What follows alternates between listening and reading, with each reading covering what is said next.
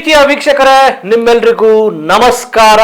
ನಾನು ಕೆಜೆ ಹಳ್ಳಿ ಸುರೇಶ್. ಸ್ನೇಹಿತರೆ, ಜಂಜಿಗಳು ಪ್ರಧಾನಿ ನರೇಂದ್ರ ಮೋದಿಯ ರಾಜಕೀಯ ಯುಗಾಂತ್ಯ ಮಾಡ್ತಾರಾ? ಬಿಜೆಪಿ ಪಕ್ಷದ ಯುಗಾಂತ್ಯ ಮಾಡ್ತಾರಾ? RSS ನ ಪ್ರಭಾವವನ್ನ ಅಂತ್ಯ ಮಾಡ್ತಾರಾ? ಅಂಥದ್ದೊಂದು ಎಲ್ಲ ಸಂದೇಶವನ್ನ ಜಂಜಿಗಳು ಕೊಟ್ಟಿದ್ದಾರೆ. ಯಾವ ಹಿನ್ನೆಲೆಯಲ್ಲಿ ಇದನ್ನು ಪರಿಗಣಿಸಬೇಕು, ಜಂಜಿಗಳ ನಡೆ ಏನು, ಇದೆಲ್ಲದರ ಬಗ್ಗೆ ನಾನು ಮಾತಾಡ್ತಾ ಹೋಗ್ತೀನಿ. ಅದಕ್ಕೆ ಮುಂಚೆ ನೀವಿನ್ನೂ ನಮ್ಮ ಈ ಚಾನಲ್ಗೆ ಸಬ್ಸ್ಕ್ರೈಬ್ ಮಾಡ್ಕೊಳ್ತಾ ಇದ್ರೆ ಸಬ್ಸ್ಕ್ರೈಬ್ ಮಾಡಿ, ಲೈಕ್ ಮಾಡಿ, ಶೇರ್ ಮಾಡಿ, ನಿಮ್ಮ ಅಭಿಪ್ರಾಯಗಳನ್ನ ತಪ್ಪದೇ ತಿಳಿಸಿ. ಸ್ನೇಹಿತರೆ, ಜಂಜಿಗಳನ್ನೆಲ್ಲ ನೆಗ್ಲೆಕ್ಟ್ ಮಾಡ್ತಾ ಇದ್ರು. ಅವ್ರ ಕೈಲಿ ಏನಾಗುತ್ತೆ, ಅವ್ರಿಗೆ ಸರಿಯಾದ ಸ್ಪಷ್ಟತೆ ಇಲ್ಲ, ಅವ್ರು ಯಾವಾಗಲೂ ಮೊಬೈಲು, ಡಿಜಿಟಲ್ ಗ್ಯಾಜೆಟ್ಗಳಲ್ಲೇ ಮುಳುಗಿರ್ತಾರೆ ಅಂತ ಒಂದು ರೀತಿ ಈಗಳಿತಾ ಇದ್ರು. ಆದರೆ ಜಂಜಿಗಳು ಒಂದು ರಾಜಕೀಯ ಪ್ರಬುದ್ಧತೆಯನ್ನ, ಒಂದು ವಿವೇಚನೆಯನ್ನ, ಸಮಾಜದಲ್ಲಿ ಆಗ್ತಿರುವಂತಹ ಅನ್ಯಾಯಗಳನ್ನ ನೋಡಿ ಅದರ ವಿರುದ್ಧ ಸಿಡಿದೇಳುವ, ಸ್ಪಂದಿಸುವ, ನಮ್ಮನ್ನ ಆಳುತ್ತಿರುವ ಅಧಿಕಾರದಲ್ಲಿರುವ ರಾಜಕೀಯ ಪಕ್ಷಗಳು ಯಾವ ರೀತಿ ನಮಗೆ ಮೋಸ ಮಾಡ್ತಾ ಇದ್ದಾರೆ, ಯಾವ ರೀತಿ ಮಂಗ ಮಾಡ್ತಾ ಇದ್ದಾರೆ, ಇವರ ಆಡಳಿತ ನೀತಿ ಅದೆಷ್ಟರ ಮಟ್ಟಿಗೆ ಕೆಟ್ಟೋಗಿದೆ ಅನ್ನೋದ್ರ ಬಗ್ಗೆ ಅವರೇ ಅಧ್ಯಯನ ಮಾಡಿ, ಅವರೇ ಅಂಕಿ ಅಂಶಗಳನ್ನು ಕಲೆಕ್ಟ್ ಮಾಡಿಕೊಂಡು ಕೊನೆಗೆ ಸ್ವತಃ ಬೀದಿಗಿಳಿದು ಹೋರಾಟ ಮಾಡ್ತಿದ್ದಾರೆ. ಆ ಕಾರಣಕ್ಕೋಸ್ಕರ ಬಿಜೆಪಿಯವರು ಮತ್ತು ನರೇಂದ್ರ ಮೋದಿ ಇನ್ನು 35, 40, 50 ವರ್ಷಗಳ ಕಾಲ ನಮ್ದೇ ಆಡಳಿತ, ಯಾರು ನಮ್ಮನ್ನು ಅಲ್ಲಾಡ್ಸಕ್ಕಾಗಲ್ಲ ಅಂತ ಹೇಳಿ ಬೀಗ್ತಾ ಇದ್ರಲ್ಲ, ಈಗ ಆ ಬೀಗುವಿಕೆಗೆ ಕಡಿವಾಣ ಬೀಳುವ ಕೆಲಸಗಳನ್ನ ಅಥವಾ ಕಡಿವಾಣ ಹಾಕುವ ಕೆಲಸವನ್ನ ಜಂಜಿಗಳು ಮಾಡ್ತಾ ಇದ್ದಾರೆ. ಸ್ನೇಹಿತರೆ ನೋಡಿ, ಯಾಕೆ ಜಂಜಿಗಳು ಈ ರಾಜಕೀಯ ಅಂದ್ರೆ ನರೇಂದ್ರ ಮೋದಿ ಅವರ, ಬಿಜೆಪಿಯ ಇವರ ರಾಜಕೀಯ ಅಂತ್ಯಕ್ಕೆ ಬ್ರೇಕ್ ಆಗ್ತಾರೆ ಅಂತ ನಾವು ನೋಡೋದೇ ಆದ್ರೆ, ಜಂಜಿಗಳ ಜನಸಂಖ್ಯೆಯೂ ಕೂಡ ದೊಡ್ಡ ಪ್ರಮಾಣದಲ್ಲಿದೆ. ಮತ್ತೆ ಅವರು ತೊಡಗಿಕೊಳ್ಳುವಿಕೆಯೂ ಕೂಡ ಸರಿಯಾದ ಸ್ಪಷ್ಟ ನಿರ್ಧಾರವನ್ನ ಸೂಚಿಸ್ತಾ ಇದೆ. ನೋಡಿ, ಯಾರು ಜಂಜಿಗಳು ಅಂದ್ರೆ ನಿಮ್ಮೆಲ್ರಿಗೂ ಗೊತ್ತಿದೆ. 1997ರಿಂದ 2012 ಮಧ್ಯ ಹುಟ್ಟಿದಂತ ಈ ಯುವ ಸಮೂಹವನ್ನ ಜಂಜಿಗಳು ಅಂತ ಕರೆಯಲಾಗುತ್ತೆ. ಅಂದ್ರೆ 14ರಿಂದ 29 ವರ್ಷ ಈ ಒಂದು ವಯಸ್ಸಿನ ಆಸುಪಾಸಿನ ಯುವಕರು. ಇವರ ಜನಸಂಖ್ಯೆ ಸದ್ಯಕ್ಕೆ 39ರಿಂದ 40 ಕೋಟಿ ಇದೆ. ಇವರು ನಿರ್ಧಾರ ಮಾಡಿದ್ರೆ ದೇಶದ ರಾಜಕೀಯ ಭವಿಷ್ಯವೇ ಅಲ್ಲೋಲ ಕಲ್ಲೋಲ ಆಗತ್ತೆ. ಇವರು ಒಂದು ಸ್ಪಷ್ಟವಾದ ಸಂದೇಶವನ್ನ ಕೊಟ್ರೆ, ಒಂದು ಸ್ಪಷ್ಟವಾದ ರಾಜಕೀಯ ನಿಲುವನ್ನ ತೆಗೆದುಕೊಂಡ್ರೆ ದೇಶದ ರಾಜಕೀಯ ಚಿತ್ರಣವೇ ಸಂಪೂರ್ಣವಾಗಿ ಬದಲಾಗತ್ತೆ. ಈಗಾಗಲೇ ನಾವು ಹೋರಾಟಕ್ಕೆ ಧುಮುಕಿದ್ರೆ ಏನ್ ಮಾಡ್ತೀವಿ ಅನ್ನೋ ಒಂದು ಸಣ್ಣ ಝಲಕನ್ನ ಈಗಾಗಲೇ ಕೊಟ್ಟಿದ್ದಾರೆ.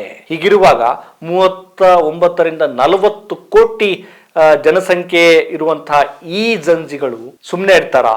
ಖಂಡಿತ ತಮ್ಮ ನಿರ್ಧಾರವನ್ನ ಪ್ರಕಟ ಮಾಡೇ ಮಾಡ್ತಾರೆ. ಅಂದ್ರೆ ಮುಂದಿನ 2029 ಲೋಕಸಭಾ ಚುನಾವಣೆಯ ಹೊತ್ತಿಗೆ ಇದೇ ತರಹದ ಚಿಂತನೆಗಳನ್ನ ಮತ್ತೆ ಈ ಮೋದಿ ಸರ್ಕಾರ ಮತ್ತು ಬೇರೆ ಬೇರೆ ಸರ್ಕಾರಗಳು ಮಾಡ್ತಿರುವ ಜನವಿರೋಧಿ ನೀತಿಗಳಿಂದ ಬೇಸತ್ತಿರುವ ಮನಸ್ಥಿತಿಯನ್ನ ಲೋಕಸಭಾ ಚುನಾವಣೆಯ ಹೊತ್ತಿನವರೆಗೂ ಇಟ್ಟುಕೊಂಡ್ರೆ ಖಂಡಿತ ನರೇಂದ್ರ ಮೋದಿಯವರ ಮತ್ತು ಬಿಜೆಪಿಯವರೆಲ್ಲ ರಾಜಕೀಯ ಯುಗ ಕೂಡ ಅಂತ್ಯ ಆಗತ್ತೆ ಮತ್ತು ಹೊಸ ರಾಜಕೀಯ ಪರ್ವ ಶುರುವಾಗುವ ದಿನಗಳು ಖಂಡಿತ ಬಂದೇ ಬರುತ್ತೆ.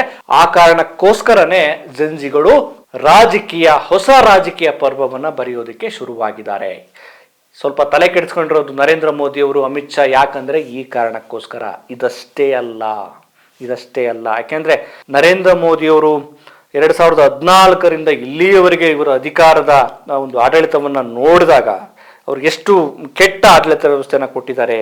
ಮತ್ತೆ ಪರೀಕ್ಷೆಗಳು, 100ಕ್ಕೂ ಹೆಚ್ಚು ಪರೀಕ್ಷೆಗಳು, ನೀಟ್ ಪರೀಕ್ಷೆಗಳು, CBSE ಪರೀಕ್ಷೆಗಳು ಹದಗೆಟ್ಟಿರೋದು, ಪೇಪರ್ ಲೀಕ್ ಆಗಿರೋದು, ಇದೆಲ್ಲವನ್ನ ಕೂಡ ಮನಗಂಡಿದ್ದಾರೆ. ಇನ್ನೊಂದು ಬಹಳ ಇಂಪಾರ್ಟೆಂಟ್ ಏನಂದ್ರೆ, ಇಲ್ಲಿನ ವಿದ್ಯಾರ್ಥಿಗಳು ನಮ್ಮ ದೇಶದಲ್ಲಿ ಗುಣಮಟ್ಟದ ಅತ್ಯುನ್ನತ ಶಿಕ್ಷಣವನ್ನ ಪಡೆಯಲು ಸಾಧ್ಯವಾಗದೆ ವಿದೇಶಗಳಿಗೆ ಹೋಗ್ತಾ ಇದ್ದಾರೆ. ವಿದೇಶಗಳಿಗೆ ಹೋಗಿದ್ರು ಕೂಡ ಅಲ್ಲಿ ಡಾಲರ್ ಎದುರು ರೂಪಾಯಿ ಮೌಲ್ಯ ತುಂಬಾ ಪಾತಾಳಕ್ಕೆ ಹೋಗಿರೋದ್ರಿಂದ, ಮತ್ತೆ ಆ ಒಂದು ವೆಚ್ಚವನ್ನ ಭರಿಸುವುದು ತುಂಬಾ ಕಷ್ಟ ಆಗಿರೋದ್ರಿಂದ ಅದರ ಬಿಸಿ ಜಂಜಿಗಳಿಗೆ ತಟ್ತಾ ಇದೆ, ಅರ್ಥ ಆಗ್ತಾ ಇದೆ.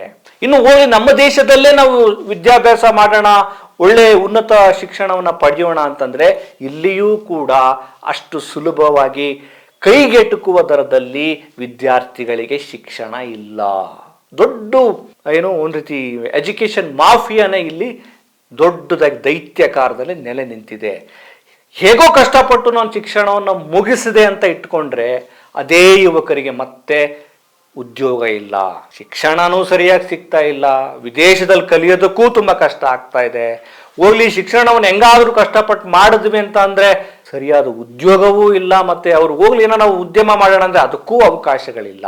ಈ ಎಲ್ಲ ಕಾರಣಗಳಿಂದ ಬೇಸತ್ತಿರುವಂಥ ಜಂಜಿಗಳು, ಏನು 40 ಕೋಟಿ ಜನಸಂಖ್ಯೆಯ ಜಂಜಿಗಳು ಈ ಚಾಣಕ್ಯರನ್ನ ಏನು ಏಕಚಕ್ರಾಧಿಪತ್ಯ, ನಾವೇ ನಮ್ ಬಿಟ್ಟು ಯಾವುದೂ ಇಲ್ಲ, ವಿರೋಧ ಪಕ್ಷಗಳು ಇಲ್ಲ, ನಾವೇ ಈ ಇಡೀ ಭಾರತದ ತುಂಬ ನಮ್ಮದೇ ಅಂಥೇಳಿ ಮೆರಿತಾ ಇದ್ದಂಥವ್ರಿಗೆ ಯಾಕೆ ರಾತ್ರೋರಾತ್ರಿ ದಿಗಿಲು ಬಂದು ಆಘಾತ ಬಂದು ಸೆಲ್ಫಿ ವಿಡಿಯೋ ಮಾಡೋ ಲೆವೆಲ್ಗೆ ಬಂದಿದ್ದಾರೆ ಅಂದರೆ ಈ ಕಾರಣಕ್ಕೋಸ್ಕರ.